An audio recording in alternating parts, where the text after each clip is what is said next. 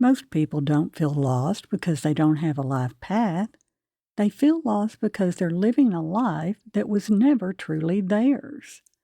Have you ever looked at your job, your relationships, your routines, and thought, is this it? Is that all there is?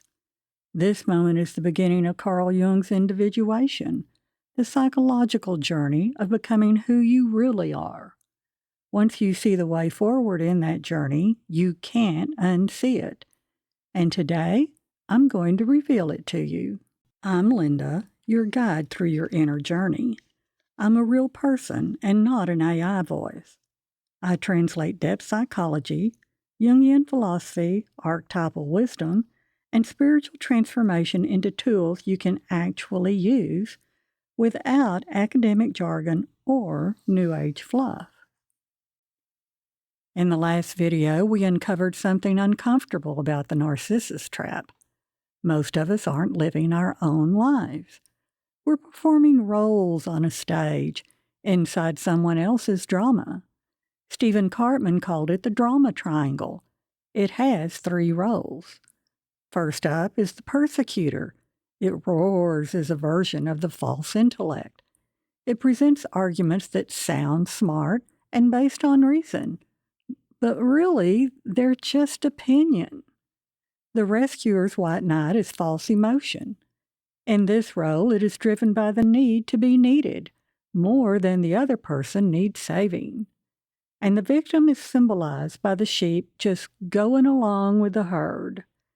As an avatar for your lower body, it believes it is helpless to help itself.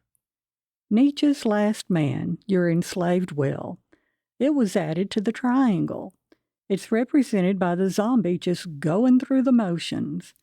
And at the center of it all, Narcissus, the one who stares at his own reflection and believes it's real. 5 archetypal roles, 5 cards, all living in the house of drama in the outer world of the collective conscious. Jung gave us the theory, the Odyssey cards find the way. Just as in the Narcissus trap, there are 5 cards and 5 archetypes.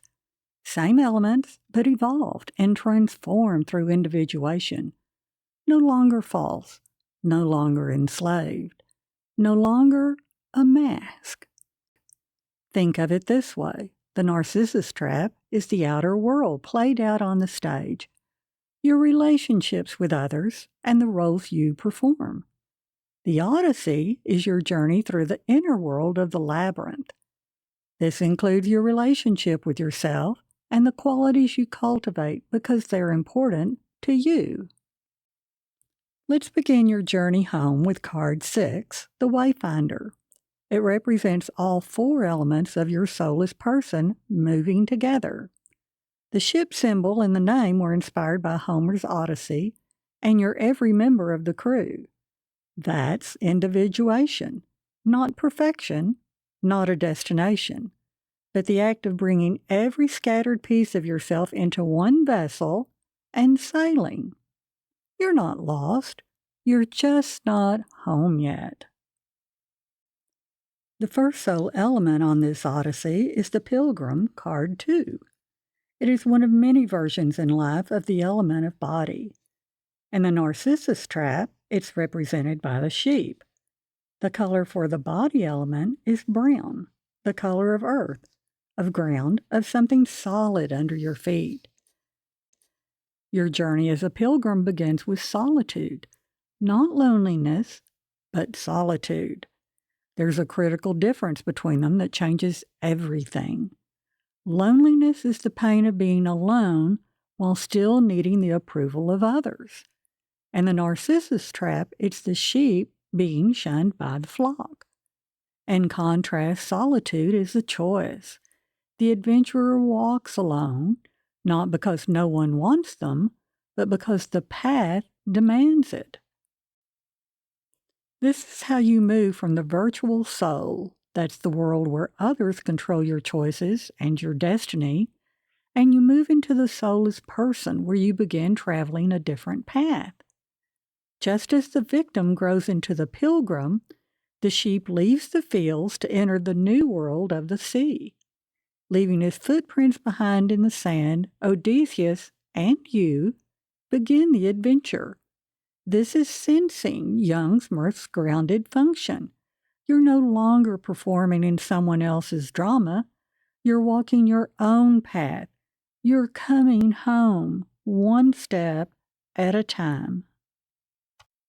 Odysseus was famously curious, sometimes dangerously so. When the ship sailed close to the island of the Sirens, he was curious to hear their entrancing song.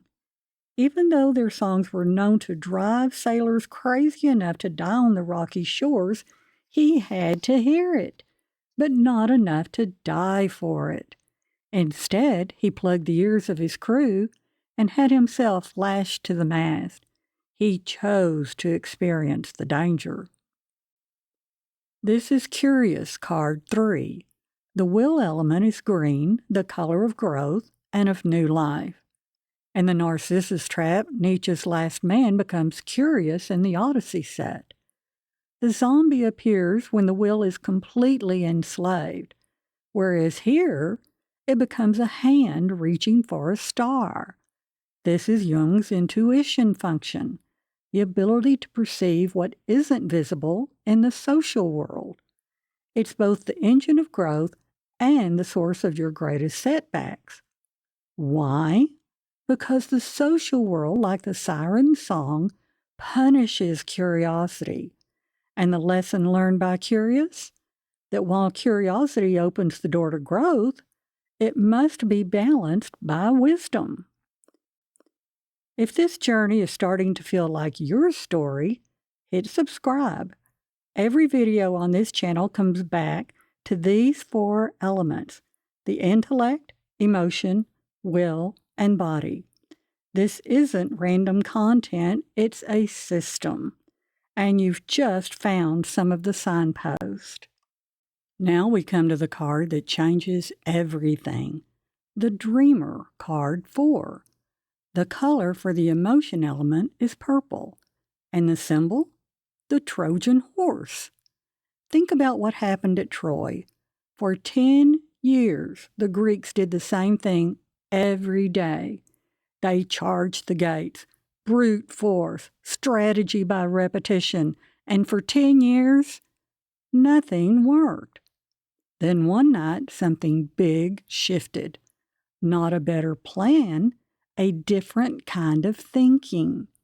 This is what Jung called the feeling function, and it's the most misunderstood part of depth psychology. Feeling isn't weakness, it's creative intelligence. It's the half of the mind that sees what intellect can't. Instead of forcing the gates open, they let the gates open for them, like water flowing around obstacles. The Trojan horse wasn't built by raw intellect. It was dreamed up by the part of the mind that had a different way of seeing things, the creative force inside you. This is why the Greeks called Ulysses clever, not because he was the smartest, but because he thought differently, using emotion. Now here's the lesson for the dreamer. Value the contributions of your feeling mind as much as those of the intellect. It can mean the difference between being stalled at the gates or flowing past them.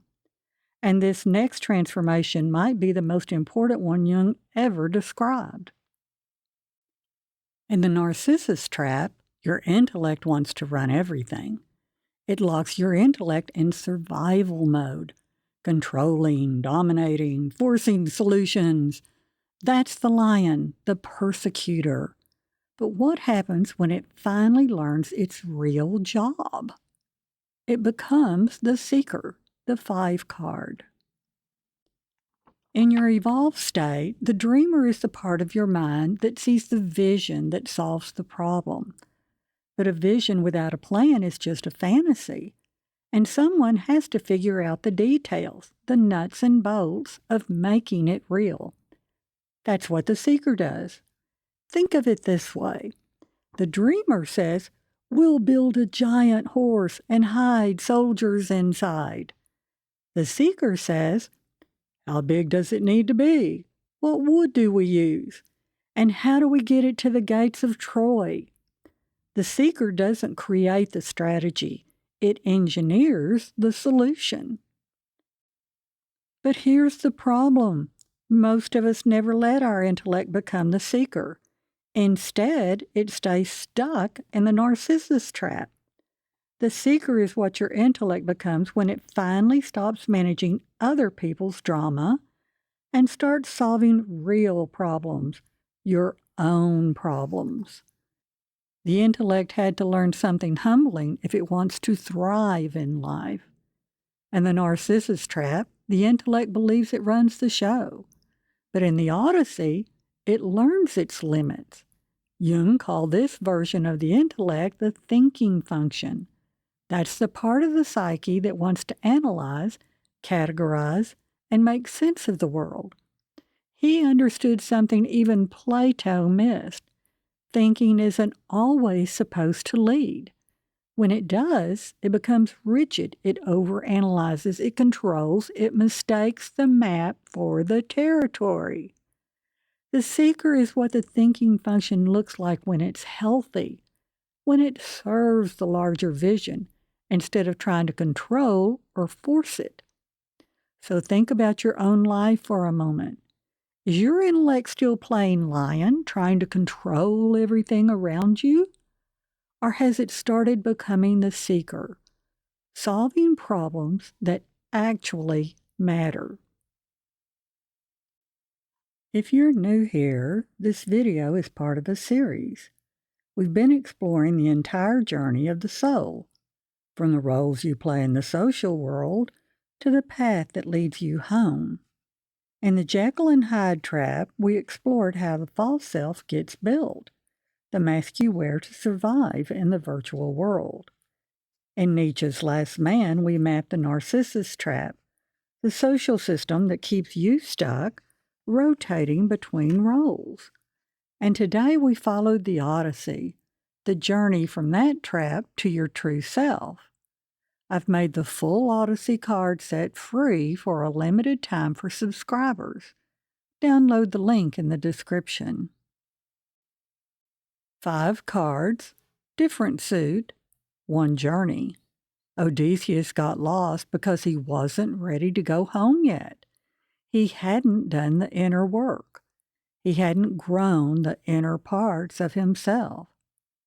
If you feel lost right now, if something in your life is pulling you somewhere you can't quite name, consider this.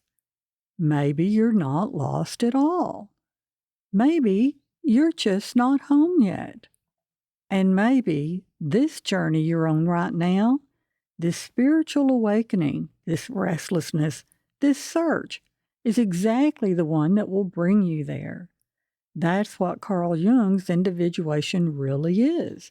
It's your story, and it's an ancient story. It's the journey home. If you've made it this far, you're not just watching, you're seeking, and that matters. Subscribe so you don't miss what comes next in this depth psychology series. And tell me in the comments, which card are you right now? The pilgrim walking alone? The curious reaching for something new? Are you the dreamer imagining a way out? Or are you the seeker building the plan? Or maybe you're already the wayfinder. Let me know in the comments. I read every one. But this isn't the end of the journey, because the soul of person is not the final form. In the next video, this series continues with your soulless spirit and the forms that your soul transcends into. You're closer to home than you think.